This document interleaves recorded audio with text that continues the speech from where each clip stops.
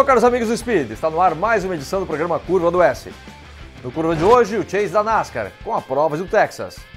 Copa Chevrolet Montana. Segunda parte da entrevista com Christian Fittipaldi e, como sempre, o segmento de arrancadas. Nós começamos falando de NASCAR. Tony Stewart consegue mais uma vitória nesse Chase.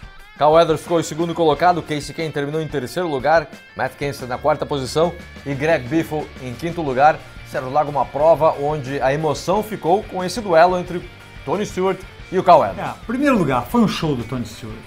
Realmente ele largou da quinta posição, Normalmente Tony Stewart não faz bom trabalho no grid, ele larga de trás na classificação, largou bem e logo depois da primeira bandeira amarela ele se aproveitou e simplesmente deu um baile ali no Matt Kenseth, no Cal Edwards também, quem estava à frente dele, não me lembro, e conseguiu, acho que da terceira para a primeira posição e não largou mais basicamente. Cal Edwards teve uma oportunidade que foi numa parada sob bandeira amarela, na penúltima bandeira amarela, voltou como líder, na relargada ele manteve a liderança. Nós tivemos uma bandeira amarela logo depois e o Tony Stewart recuperou a liderança, recuperou na largada, porque ele era o segundo, mas uma má largada do Cal Edwards e pagou.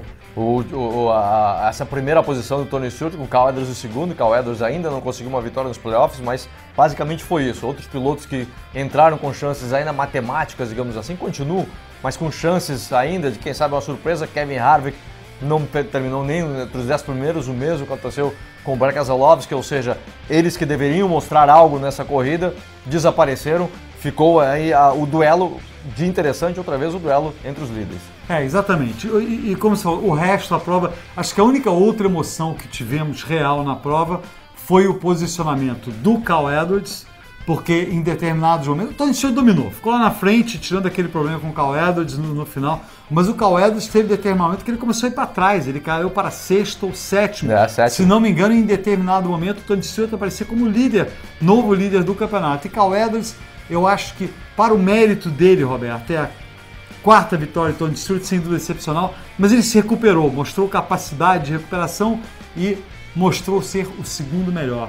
A questão é se ele vai chegar em Homestead e vai ser o segundo melhor, não é bem o que ele quer. Ou o pior entre os melhores, o melhor entre os piores. Exato. Agora, você não gostou da tentativa do Jeff Burton com a esposa dele tentando incentivar o marido para terminar? Aquilo é corte demais. A esposa do Jeff Burton lá, acho que foi uma tentativa desesperada, mas deu uma emoçãozinha no final. Eu acho que aquele grupo de 8, 10 pilotos que ficou na pista tentando ganhar com combustível, embora fosse um sonho quixotesco, eu acho que valeu a tentativa, porque se tivesse acontecido uma bandeira amarela ali, podia ter mudado um pouco, ia ser um pouco, ia dar uma movimentação final, mas não deu o que deu e uma grande vitória do Tony Stewart. Acho que não tem muito o que falar, Roberto. Vamos ver então como fica a tabela entre esses dois pilotos agora.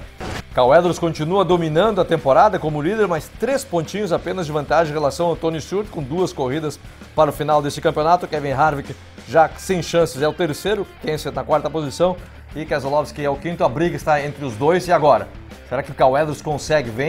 Essa diferença vem diminuindo, tem 2 corridas ainda, Tony Stewart continua ameaçando.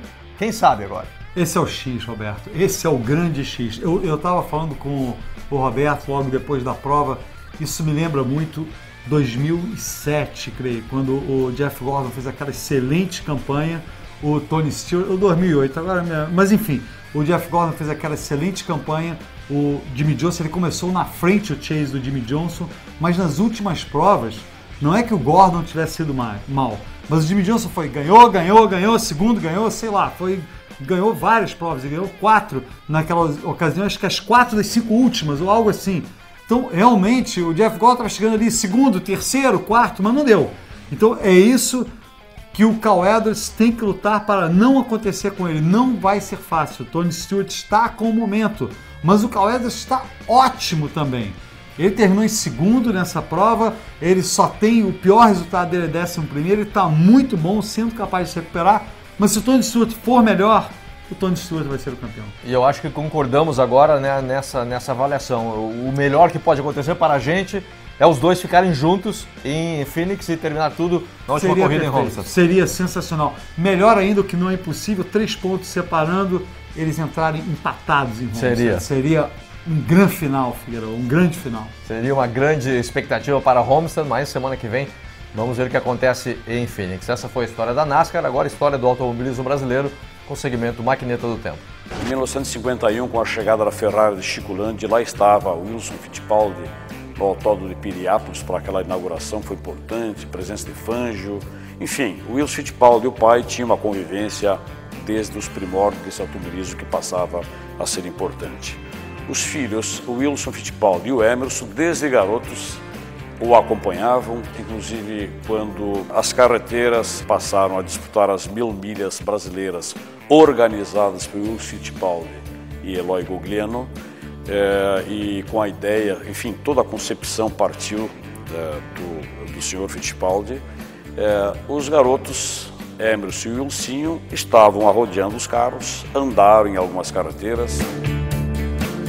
Nós tivemos duas fases, uma pequena fase inicialmente, ele incentivou quando eu comecei a correr de kart. Eu imagino que ele pensou naquela época que aquilo seria temporário, eu vou correr 2 vezes de kart, vou parar, e aí do kart eu pulei para o automobilismo, aí ele tomou um susto, aí conversou com minha mãe e eles resolveram nos dar um barco à vela. E nós participamos do campeonato paulista e do campeonato brasileiro de snipe, que era um barco à vela, mas não tinha nada a ver com a gente. Nós participamos dos campeonatos, foi bom porque aprendemos a velejar, mas aí eu segui a carreira do automobilismo e não tinha mais como controlar. Quem sofria muito era minha mãe. Meu pai achava bom, mas minha mãe que sofria muito.